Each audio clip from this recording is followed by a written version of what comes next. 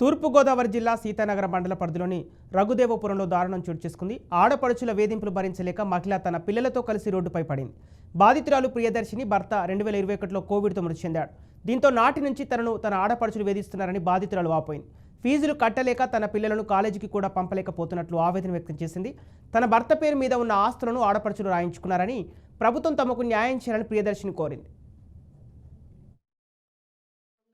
వారి పేరు ఏడు దొరబాబు అండి. మా మామగారి పేరు ఏడు దబ్బులండి.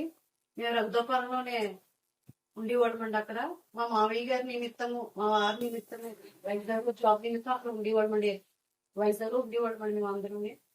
మా మామయ్య గారికి మా ఆయన గారు ఇద్దరు కలిసి సంపాదించిన ఆస్తులు రఘుదోపాలంలో ఉన్నాయండి. అవన్నీ నా పెళ్లి చదువు నిమిత్తం మేము అందరూ వైజాగ్ లోనే ఉండేవాళ్ళమండి. అత్తయ్య గారు మామయ్య గారు మేము అందరం అక్కడే ఉండేవాళ్ళమండి. అందరం 2019లో మా మామయ్య గారు రిటైర్మెంట్ అయిన తర్వాత మామయ్య గారు ఇక్కడికి వస్తారండి.